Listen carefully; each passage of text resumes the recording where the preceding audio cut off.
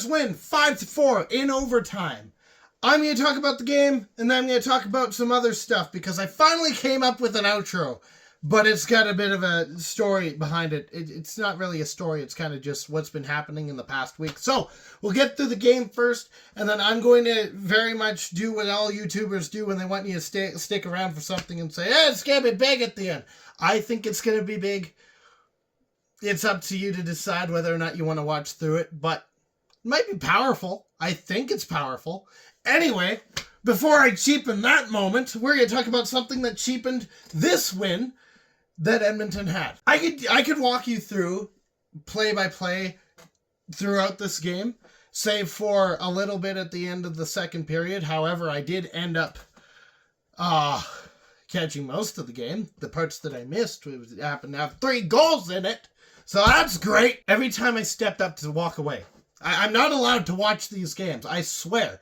Superstition-wise, just not allowed to, because every time I step away, every time, because we were making dinner at the time, I go down to deal with some chicken, come back up, it's, Edmonton scores to tie the game at 1. I go back down at the end of the second period to go and check the chicken again, because at this point it had to come out, and it had to rest, because we were dumb and forgot to make dinner earlier so that we could take account for maybe this game. I come back up and suddenly it's 3-2. It was 1-1 and now it's 3-2. How does that work? So for what I caught of the replays, it's the depth players, Nurse, Wallman. I keep forgetting that this guy's even an Oiler. I don't understand how I keep forgetting that this guy's an Oiler. But I keep forgetting that he's an Oiler. And I keep forgetting his name, which is also not great. But the depth players showed up in this game. Calvin Pickard looked really, really good in this game. Any of the goals, save for the 4th one, and I'll quickly cover that after this, any goal that he had scored against him.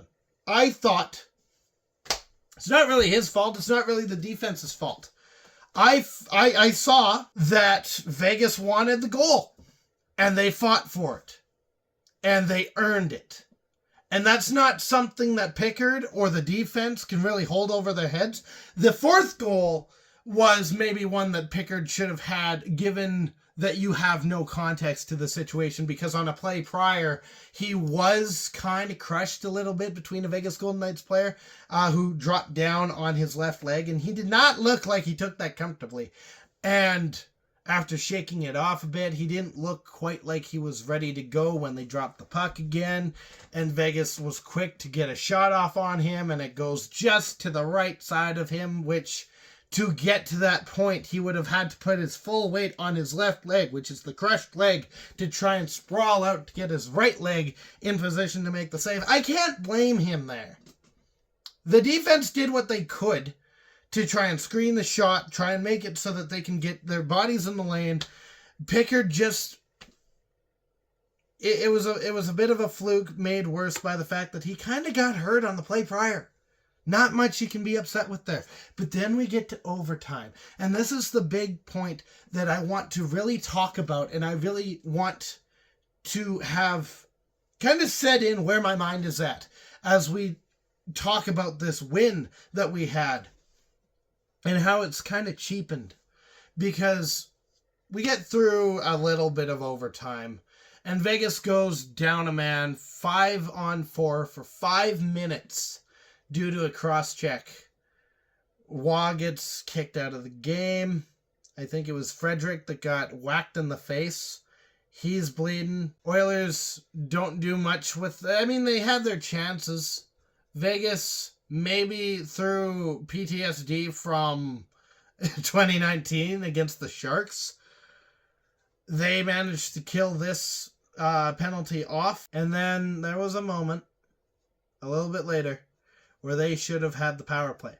And that was McNabb getting tripped hard into the boards. And it was a blatant trip. It's an obvious penalty. The crowd reacted like it was an obvious penalty. The refs, there was one standing right there in line of sight. Nothing's called. So Edmonton goes in with the momentum of, we avoided a call. Vegas is just deflated at this point. They've got a hurt player, and they didn't even get anything out of it. McDavid ends up with the puck. He crosses into the zone on the right side. He's got Eichel to face up against, and Draisaitl's right with him on the left side. It is essentially a 1-on-2 between McDavid and Draisaitl up against Jack Eichel. Now, Jack Eichel's a good player, but you're going up against McDavid and Draisaitl, and they want to end it now while they have the momentum. And McDavid dekes around this one-man defense as if he's trying to deke around all 5 guys, so he does a good job of shaking Eichel off, passes it right to the tape of Draisaitl. It goes into the back of the net, and that's the game, and I'm sitting there. I think my reaction was just, huh. Now, I'm an Oilers fan. I cheer for the Oilers. But at the same time, I can tell when maybe it's time to just kind of shut up and let the moment speak for itself, because that's not a game I feel happy cheering about. Now, be it because I've also got the bias of the desert team situation, because again, the Coyotes and the Vegas Golden Knights, they were talked about like they would be these big rivals, like who's going to own the desert, and then they kind of bonded. They're more like allies than enemies, I think, unless they play against each other, in which case it's kind of just, it's a fun of the game. But that meant that I kind of got a bit of a soft spot for the Vegas Golden Knights, which is making the series like really, really interesting for me. But as much as I am an Oilers fan, this is just a game that I can't be excited about. And it's due to the reffing. And we can talk about the reffing quite a bit in multiple series within the first and the second round. Games, not series, Tim. We can talk about the Bennett Stoller situation. That's a big one. That's a big missed opportunity. Bennett is known for that kind of stuff, and nothing came of him doing that kind of stuff once again. And yeah, my team came out on top in this case, but there's no standard with the refs. There's no consistency. There's nothing worth cheering about when it comes to the refs. It cheapens the game the way some of these calls have been happening. Leave it to any Canadian fan base, by the way, I guess, to complain about the reffing when they win. But quite frankly, I feel for Vegas Golden Knights fans. That was stupid. That was a stupid way to win. That was dumb. And I feel empty. But I am reminded of something. I'm reminded of 2 things. The first one is a joke that I've heard time and time again. My dad says this joke occasionally, but he'll bring it up at least, anytime the weather comes up, I guess. and we get really talking about, the basic conversation. But the joke that is routinely said is being a weatherman is the only job. It's the only job in the world that you can do where you can be wrong time and time again. Over and over and over again, you can be wrong and still have a job to go to the next day. A weatherman in Canada, which is known as a meteorologist, they earn $60,000 in a given year. That is their salary. That's quite a bit of money for being wrong. But an NHL ref earns between $165,000 and $360,000, up to 7 times what a meteorologist makes. And I'd argue that a referee in the NHL gets more calls wrong than any weatherman ever would in their entire career. And that, I would say, happens per season in the NHL. That's the standard. And that is a dangerous standard to have. Having no standard is a terrible, terrible standard to have. We talk about a few years ago when the standard seemed to be they were calling nothing and you could get away with murder and you could do anything that you wanted and they'd all look the other way. It wasn't a great standard. People complained about it, sure. I don't think we should go back to that standard. I think there should be some policing happening within the game. However, at least there was standard. At least there was consistency. You knew going night after night after night, the standard was you can murder people. You see that guy over there? Just kill him. That was the standard. And now we don't have a standard. And the second thing I'm reminded of is Weidman. You know what Weidman did. And if you don't know, here I'll tell you. Skates up behind a referee and just lays him out. Full on cross check. There was a lawsuit and everything. The ref was hurt.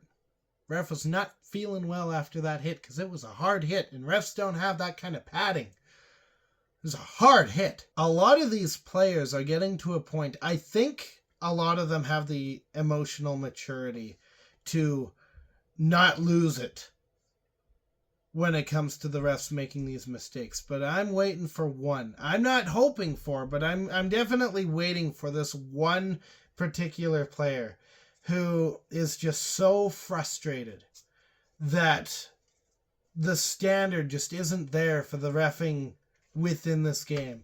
And his team's getting called for everything, but this other team's allowed to go around do whatever the hell they want. And this player loses it. And instead of what the standard in hockey is for the players, that they've self-governed, which is you fight the other team, this player looks at the ref, drops his gloves, and fights the ref. Now, I've said in the heat of the moment before that maybe that's what's needed, and I've since changed my mind on that. I don't think we need the refs to start having to learn how to fight just to police these games. But I am worried that it's going to get to a point where it becomes necessary, because unless the NHL can figure out how to find consistency and how to find a standard, I see a future where there is a player that's going to just lose it the way Weidman did, and it becomes a bit more brutal than what Weidman did. And that's not a future I'm looking forward to. If there's any ref or former ref or individual, I guess I kind of gave it away here, that people should not be listening to right now, it's Tim Peel. He is giving the refs every excuse under the book to not have to find a standard, to not have to find consistency. We see it with his posts. He doesn't care. Because tell me, okay, just to give you an idea of the lack of consistency in this league. Raise your hand, just hear me out here. Raise your hand if you know what a distinct kicking motion is. Okay, raise your hand if you know what goaltender interference is, or if you know what a slash is, or a cross check, or a trip. If you raised your hand, put it down, because no, you don't. Because none of us do. Because the league doesn't. Because the refs don't. And because they don't, the players don't. And the coaches don't. And the fans don't. None of us know. Because there's no standard. There's no consistency. No one here knows. And we're getting to a point where I'm kind of worried there's going to be some dangerous stuff that happens. Because people are going to get fed up of...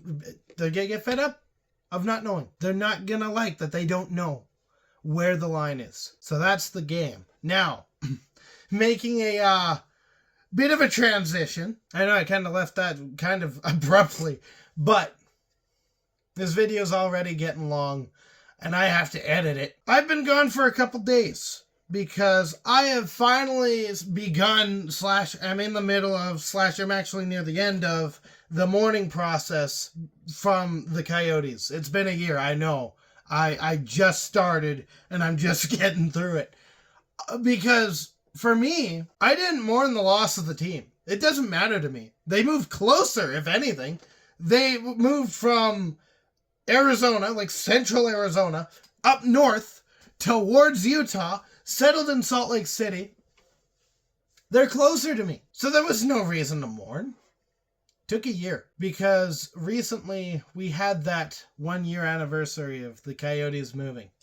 And every Coyotes fan imaginable came out of the woodworks and started sharing stories about being a Coyotes fan and what brought them to the fan base in the first place and what made them stay and what they loved about the Coyotes, and by proxy for a lot of them, what they loved about the Coyotes fan base. And that, I discovered, is why the mourning process was as late as it was. Is because I did not mourn the loss of the team. I was not upset by the loss of the team. I was upset, and I didn't know it until now, because a community that I was a part of, even though I'm 2,000 miles away from it, I was a part of it. That community was fractured. In keeping a bit of tradition, I've gone back to my roots. I'm cheering for Edmonton up until the Coyotes come back. Coyotes 2.0. We're assuming it's going to happen, and I'm pretty certain it's going to happen. They can't keep hockey away from Arizona for long. On this channel, I've been thinking of some ways to do some callbacks, and I think I found one. I have finally come up with an outro, and I'm actually kind of excited about this one. So, with that in mind, Edmonton plays Vegas in a couple days in Edmonton, and I will be back to cover that. In the meantime, stay howling and go Oilers. Thank you so much for watching, and if you liked what you saw, you can hit the like button. If you really liked what you saw and want to see more of it, because I'm going to be covering the Oilers for the foreseeable future, you can hit the subscribe button. Share this with your friends, and as always, I'll be back.